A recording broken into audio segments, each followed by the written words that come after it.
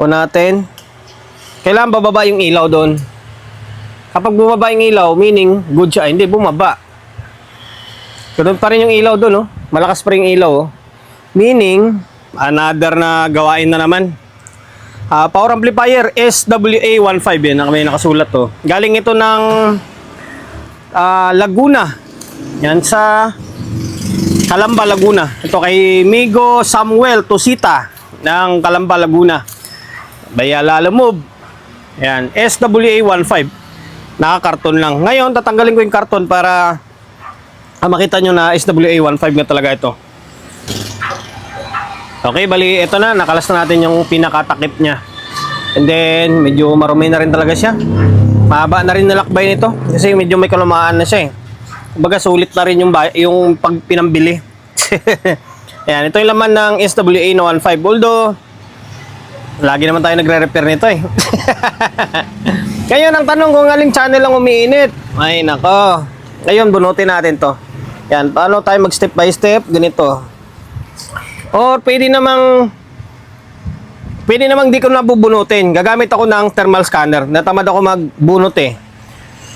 Or, sige na nga. Bunutin na nga lang natin. Paano kung wala kayong thermal scanner, di ba? O, sige, pakita ko yung idea na yung step by step naman. Okay, bunutin mo ito sa channel 1 muna tayo. Tapos kailangan bunutin mo tong isa. Teka lang. Ayan, binunot natin to. Sa channel 1 yan ha. Yung pinaka main supply. Ngayon, o natin. Kailangan bababa yung ilaw doon. Kapag bumaba yung ilaw, meaning good siya. Hindi, bumaba. Ganun pa rin yung ilaw doon, oh. Malakas pa rin yung ilaw, oh. Meaning, may problema pa din. Ibig sabihin, wala sa channel walang problema. Or either, dalawang channel talaga. Ayun, balik natin. Balik natin yung supply. Sa channel, okay, channel 1. Balik natin to. Tapos, bunutin naman yung channel 2 naman ulit.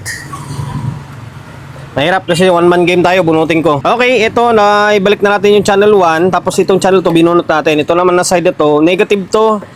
Tapos ito yung positive niya sa kabila. Yan. Naka 3 tiers yata ito eh. Ngayon, o natin, kailangan bumaba yung ilaw. Okay, yan, bumaba siya, oh. Nagiging pino yung ilaw. Meaning, channel 2 yung problema. Yung channel 2 ang may problema. Ika nga. Ito yung umiinit na side. Ngayon, ano pinakadahilan? Bakit umiinit yan? Ito, yung trimmer niya. Yung trimmer na kulay dilaw na yan, oh. Yung kulay dilaw na yan, pasensya, medyo madilim. Yung kulay dilaw na yan, yan yung nagiging cause ng pag-init ng amplifier stage niya. Tumataas yung biasing. Ayan, anong gagawin para magiging normal siya? Ikakalibrate natin siya, tapos i-fix bias natin from trimmer or trim put na resistor, magiging isang piraso na lang siya na fix na resistor. Okay? Ngayon, alam na natin yan. Bunutin na natin. Or, simulan na natin. Tsaka natin linisan to. Parang wala pa rin ako sa vlog ah. Natanggal na natin yung board ng channel 2. Channel 2 muna tayo para may reference tayo mamaya sa may channel 1. Kaso nga lang, maaring nagbago na rin yung biasing dito. Ngayon, paano yung diskarte? Ano yung diskarte ko pag nagtanggal ako ng trimmer o nag-fix bias ako? Sa mga taga-subaybay natin, kabisado na nila ito. Ulit-ulit na lang yung video natin eh. Hindi ako nag-aangat ng board na to ah. Ito lang diskarte ko dyan oh. Pero mag-ingat sa pagputol kasi may tamaan yung iba. Okay. Purol na yung cutter natin ah. Yan, kakatirin mo lang sa ganyan. Tapos, uga-ugain mo lang to. Yan, uga-ugain mo lang to. Pwede naman, aray ko. Pwede namang mag-ingat kasi medyo matulis yung pinagputulan. Pwede namang diretsong katirin mo rin sila. Pero, yan, pinapakita ko na sa inyo kung paano yung way. Basta maputol mo siya kung anumang paraan ng diskarte gagawin mo dyan. Tulad nito, kakatirin ko na lang siya. O, tatlo kasi pa nito eh. May naiwan na isa. O, ayan na siya, putol na oh. Tapos, yung value nito ay parang 3K yata to. Sa board ay 3K rin sa board oh. O, 3K rin ito. Tapos dito, 3 auto, 3K rin. 3K rin ang ginamit dito. Pero, ang pagkakalam ko sa may previous vlog natin, parang 2680 yata yung ginamit ko na trimmer dito. 2680. Yan. Papalitan natin to, i-fix natin. Tapos ang lalagyan mo dito ay gilid-gilid lang. Gilid dito, tapos gilid dyan.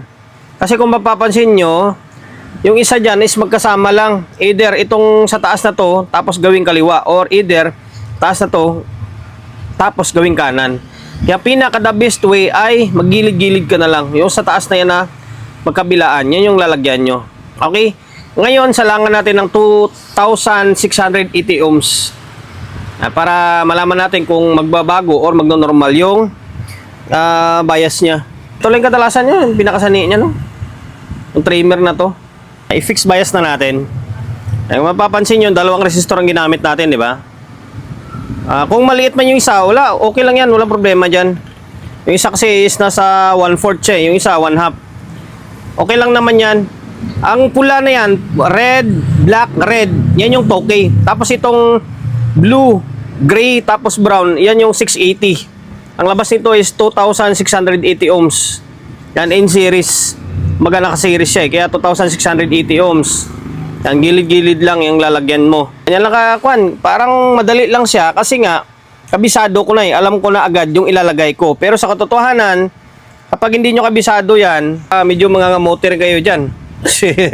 Ibabalik ko muna itong board, tapos magsukat tayo ng biasing. Ito na, naibalik na natin yung board. Ngayon, binalik natin yung supply dito Pansinin nyo, sa may previous natin is umiilaw yung bulb natin Ngayon, tingnan natin. Pansinin nyo. Nawala na yung ilaw Diba, nagnormal na siya. Ngayon, ito yung magiging bias niya. Ito yung stock stock ito. Sukin natin dito. Mag-ingat sa pagsukat kasi ting mali mo dyan, lalagapak ka dyan. Baliktad.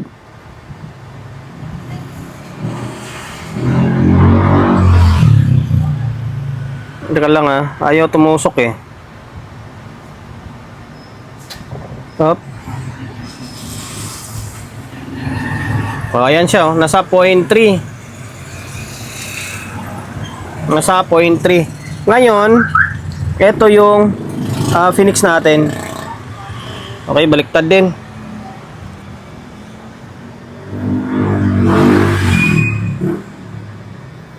Ayan. Although, pwede pang ibaba yan kasi medyo okay na yan, okay na yan. Pero kung gusto yung ibaba, pwede pang ibaba yan. From 0.3, baba natin ng mga 0.26 lang, pwede pa yan.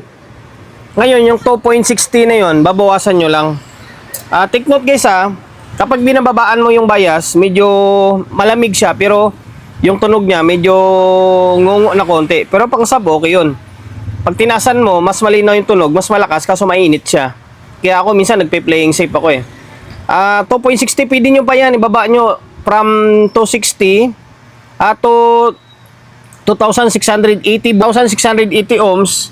Ilalagay nyo ng 2,560. Pwede yan, baba nyo lang konti, bababa yan. Okay, ipakita ko sa inyo na mabababa Pero isabay ko na rin ito. Sabay ko na rin ito para hindi na umaba yung video natin. Ito na, i-fix bias ko na ito. Tapos, binago ko. Ito guys, take note. Hindi pare-parehas ng resistor. Sabi natin, 2K talaga eksakto. Iba-iba yung resistance niyan. Kada factory, iba-iba yung resistance. Kaya, much better nga, sinasabi ko lagi na i-calibrate, di ba? Hindi porket ganyan yung ginamit ko, is yun na yung gagamitin nyo rin. Kasi minsan, sa factory, magkaiba. Hindi totally siyang eksakto yung value, kumbaga. May 2K, minsan maabot lang siya ng mga 1.9, minsan naman lagpas. Kumbaga, depende sa resistance na lalabas. Kaya nga kinakalibrate natin Ngayon, binago ko siya. Imbis na 2,680, ginawa natin ng 2,510 na lang to. 2,510. Isang 510, tsaka isang 2K. Ayan siya Ayan, 2,510 yan Same din dito. 2,510 yan. Ayan mas malinaw to. Okay, 2,510. 2K tsaka 510 ohms. Ayan. Ngayon, ibabalik natin to. Tapos sukatan natin ulit. Okay, bali, eto na. Naibalik na natin yung dalawang board. 2,510 ang ginamit natin Sana, yan. Tapos itong isa Ibababa pa natin ng konti. Ngayon, ulit, Ito natin. Dalawang channel na i-fix natin ha. Tapos, sukat tayo ng voltage bias niya. Kung kanina ay medyo mataas pa yon, mga nasa 0.3 yon. Ngayon, ganyan na lang siya, 0.26 na. Wala naman yan, optional na naman. Kung gusto nyo ibaba pa, pwede naman. Kung gusto nyo itaas, dadagdag lang kayo ng biasing. Yan Pero pwede na to. Pang probinsya na datingan. Okay.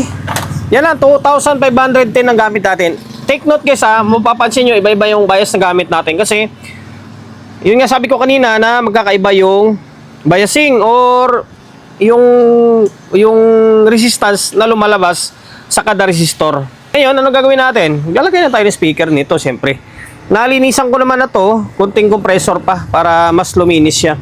Medyo nabago yung ambience, kinuha na yung Tucson Run na 4K.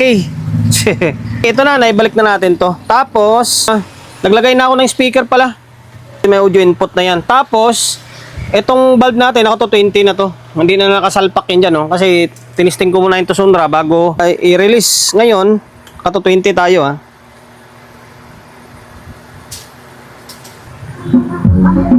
Ayun, Channel 1, channel 2, dalawa.